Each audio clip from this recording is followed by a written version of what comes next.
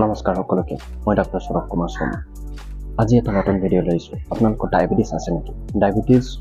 যদি আছে বা ডায়েবেটিছৰ বিষয়ে যদি জানিব বিচাৰিছে এই ভিডিঅ'টো বহুত বেছি ইম্পৰ্টেণ্ট কাৰণ বহুত আমি ইউটিউবত ভিডিঅ' পাওঁ ডায়েবেটিছ হ'লে বহুত ডক্টৰে এডভাইচ কৰে যে এক্সাৰচাইজ কৰিব লাগে তো এতিয়া কিমান এক্সাৰচাইজ কৰিব লাগে এক্সাৰচাইজ কেইবাৰ কৰিব লাগে সপ্তাহত বা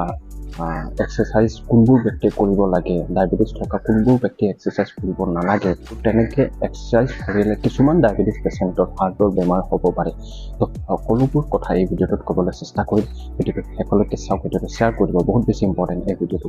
আহক ভিডিঅ'টো আৰম্ভ কৰোঁ চাওক ডায়েবেটিছ হ'লে যদি বহুত বছৰ ডায়েবেটিছ আছে আৰু ডায়েবেটিছ ভালকৈ কণ্ট্ৰল হোৱা নাই দৰৱেৰে বা ইনচুলিনেৰে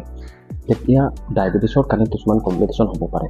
মাইক্ৰ'ভাস্কুলাৰ কমপ্লিকেশ্যন বুলি এটা বস্তু থাকে আৰু মাইক্ৰ'ভাস্কুলাৰ কমপ্লিকেশ্যন মানে ডায়েবেটিছে কিডনিত এফেক্ট কৰিব পাৰে নাৰ্ভত এফেক্ট কৰিব পাৰে চকুত এফেক্ট কৰিব পাৰে আৰু মাইক্ৰ'ভাস্কুলাৰ কমপ্লিকেশ্যন ডায়েবেটিছে যেতিয়া ষ্ট্ৰ'ক কৰাই ডায়েবেটিছৰ কাৰণে যেতিয়া হাৰ্ট এটেক হয় ডায়েবেটিছৰ কাৰণে যেতিয়া ভৰিৰ শিৰাবোৰত এফেক্ট কৰে তো এই মাইক্ৰ'ভাস্কুলাৰ কমপ্লিকেশ্যনৰ ভিতৰত যিটো নাৰ্ভত এফেক্ট কৰে তেতিয়া ডায়েবেটিছ যদি বহুত বছৰ থাকে হাৰ্টতো এফেক্ট কৰিব পাৰে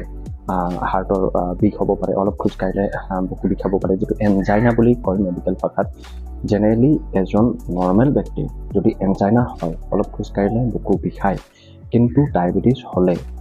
নাৰ্ভত এফেক্ট কৰে কাৰণে অলপ খোজকাঢ়িলে বা এই টিপিকেল বুকু বিষটো নহয় নাৰ্ভত এফেক্ট কৰে কাৰণে সেইকাৰণে ডায়েবেটিছ পেচেণ্ট যদি বা যিকোনো ডায়েবেটিছ পেচেণ্ট যদি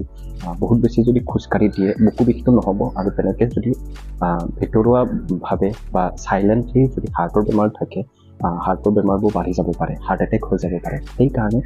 যিকোনো ডায়েবেটিছ পেচেণ্ট কাৰণ টাইপ 2 ডায়েবেটিছ যিটো হয় সেইটো বহুত লেটলি ডায়েগন'জড হয় সেইকাৰণে যিকোনো diabetes patient exercise program start কৰাৰ আগত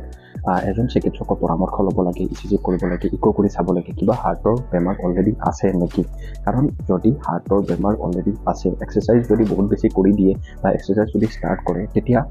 হাৰ্টৰ বেমাৰ যদি আণ্ডাৰলাইন আছে চাইলেণ্টলি হাৰ্ট এটেক হ'ব পাৰে চাইলেণ্ট MI বুলি কয় হাৰ্টৰ বেমাৰটো ডায়েবেটিছৰ সেইকাৰণে হাৰ্টৰ বেমাৰটো আগতে আছে নেকি সেইটো আগতে চাব লাগিব এক্সাৰচাইজ ষ্টাৰ্ট কৰাৰ আগত সেইকাৰণে ডায়েবেটিছ পেচেণ্ট এক্সাৰচাইজ ষ্টাৰ্ট কৰাৰ আগত প্ৰথমতে চিকিৎসকক দেখুৱাওক হাৰ্টৰ বেমাৰ এইবোৰ কিবা আছে নেকি ফাৰ্ষ্টত সেইখিনি চাওক সেইবোৰ যদি নাই ভালকৈ এক্সাৰচাইজ ষ্টাৰ্ট কৰক এক্সাৰচাইজ কৰক সপ্তাহত 5 দিন যদি বেগাই খোজো কাঢ়ে সেইটোও ভাল ডায়েবেটিছ পেচেণ্টৰ কাৰণে ওজন কমিব কোলেষ্ট্ৰল কমিব ডায়েবেটিছটো ভালকৈ কণ্ট্ৰল হ'ব দৰৱবোৰ ভালকৈ কাম কৰা হ'ব এক্সাৰচাইজটো অভিয়াছলি ভাল ডায়েবেটিছত কিন্তু এক্সাৰচাইজ প্ৰগ্ৰামটো ষ্টাৰ্ট কৰাৰ আগত কিবা যদি হাৰ্টৰ বেমাৰ আছে নাই সেইটো ডায়েবেটিছ পেচেণ্টে প্ৰথমতে সেইটো চাব লাগিব সেইটো চিকিৎসকৰ পৰামৰ্শ লৈ সেইটো যে নাই সেইটো ফাৰ্ষ্টত ৰুল আউট কৰিব লাগিব ভিডিঅ'টো যদি ভাল লাগিছে লাইক কৰি দিব কমেণ্টত জনাব যদি নতুন ভিডিঅ' বিচাৰে আৰু মোৰ চেনেলটো ছাবস্ক্ৰাইব কৰি মোক ছাপোৰ্ট কৰিব আৰু আপোনালোকে সময় ওলাই এই ভিডিঅ'টো চোৱাৰ বাবে ধন্যবাদ